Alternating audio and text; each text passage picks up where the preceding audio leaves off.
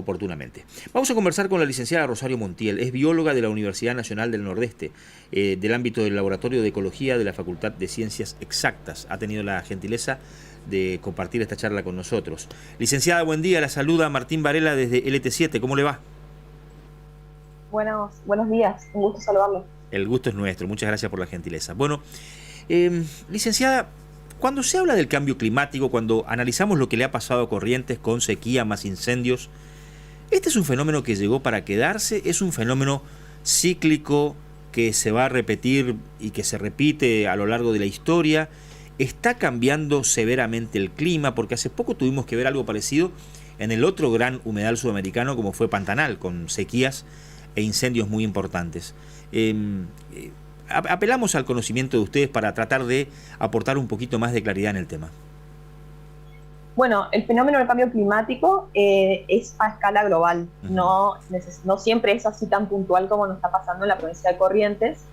Si bien ya hace muchísimos años los científicos fueron previendo que estos escenarios climáticos se iban a dar, todavía falta investigarlo específicamente para el caso de Corrientes y correlacionarlo, pero es probable, digamos, porque fue lo que ya se previó en diferentes cumbres del clima y muchísimos sobrada información científica respecto de que esto era lo que iba a pasar. Incluso ya el cambio climático global muestra que Argentina está en Latinoamérica y Argentina, específicamente también Argentina, está atravesando, digamos, los escenarios climáticos bastante más bruscos, digamos, que estamos viendo. Sí.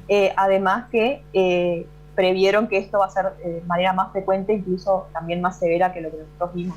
Ajá. Pero para toda la región, digamos. Ajá. O sea que podríamos comenzar a pensar que nuestra región y también nuestra provincia, en lugar de prepararse para el aumento, o mejor dicho, el desborde de aguas y de ríos, hay que prepararse para este escenario, para el déficit hídrico año a año, o es algo estacional.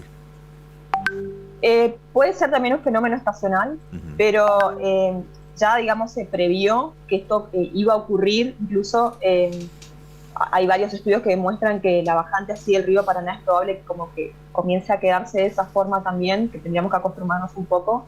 Y lo que tenemos que empezar a discutir de manera urgente es la adaptación al cambio climático.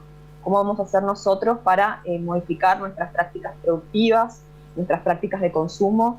Porque ya un informe que salió hace muy poco ya justamente explicaba que estamos comenzando a atravesarlo, digamos, y si bien nosotros pensábamos que quizás el cambio climático era algo de los polos, derretimiento, y que los osos polares no iban a tener que comer, y todas estas cuestiones, ¿no? Como que quizás nos tocaban un poco más la sensibilidad, nosotros las comenzamos, digamos, a vivir en carne propia. Entonces lo que tendríamos que hacer es comenzar a adaptarnos todas nuestras prácticas productivas de consumo, repensar en esto, digamos, en nuestra vida, porque cada vez van a comenzar a quedar ambientes menos productivos y bueno, va a seguir avanzando, digamos, con desertificaciones y otras cuestiones así bastante espantosas, digamos, que quizás escapan un poco de lo que es nuestra imaginación, pero bueno, sí, es algo que viene para quedarse.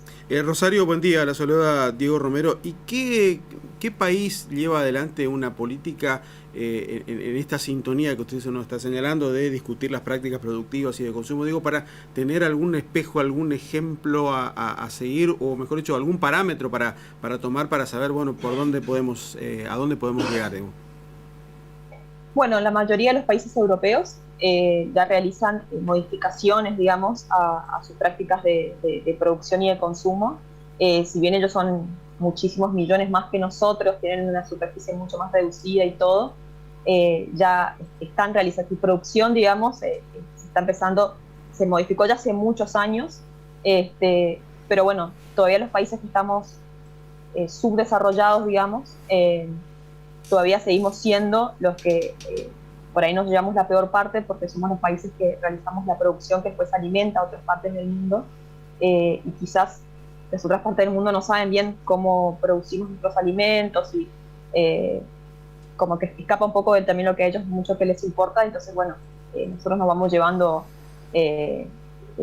digamos, las consecuencias, ¿no?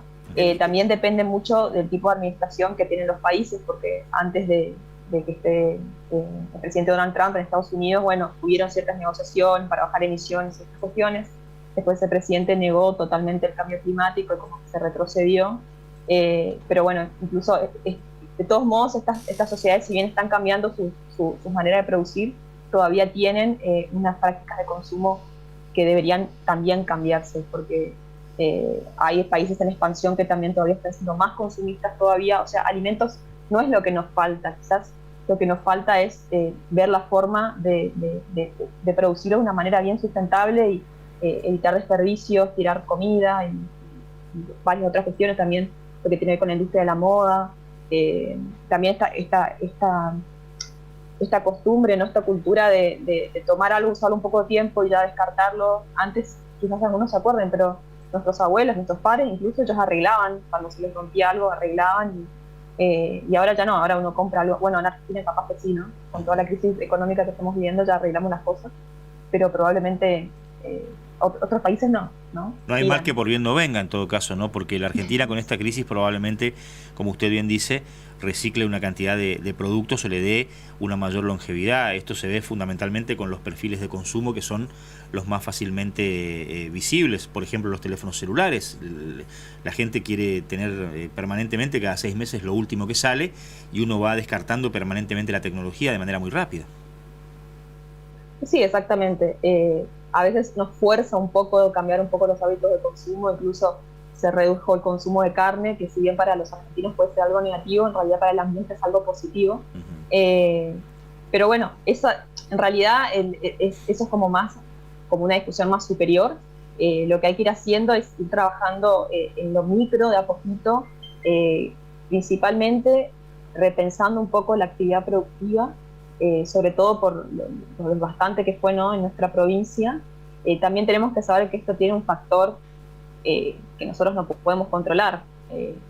Lamentablemente no es que vamos por muchísimas prácticas que realicemos para revertir los efectos del cambio climático, es probable que muchas partes del planeta ya no puedan recuperarse, digamos, y ya ese sea el escenario que va a quedar para siempre, ¿no? Ayer por un largo tiempo. Sí, Rosario, ayer el gobernador daba un dato, dijo, se quemó el 11% de la superficie provincial. Digo, ¿costará mucho la recuperación? ¿Cuáles son las condiciones que se deben dar para que esto ocurra en el menor tiempo posible? ¿Cuál es la acción del hombre necesaria para que esto pase antes de lo que la misma naturaleza puede llegar a ofrecer como tiempo de recuperación? Bueno, la buena noticia, dentro de lo negativo, ¿no?, que muchos ambientes naturales de los que se prendieron fuego son ambientes que están relativamente adaptados al fuego y con las lluvias y todo van a regenerarse solos.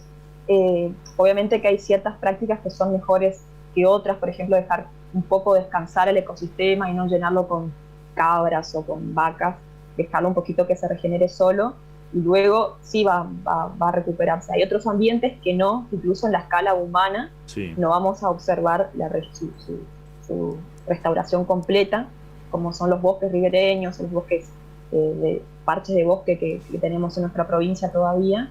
Estos es probable que necesiten una intervención, que es la restauración ecológica, a través obviamente desde la participación ciudadana y no solamente dejarlo librado a las autoridades, las decisiones que decían tomar, sino desde los propios ciudadanos, que ellos sepan que hay muchísimas cuestiones que uno puede hacer, incluso hacer plantitas en el balcón de su casa y cuando llegue el momento plantarlos, pero es largo, no es que mañana tenemos que ir a plantar, claro, todo. Licenciada, y le pregunto, porque los humedales fueron catalogados por los científicos como grandes captadores de dióxido de carbono.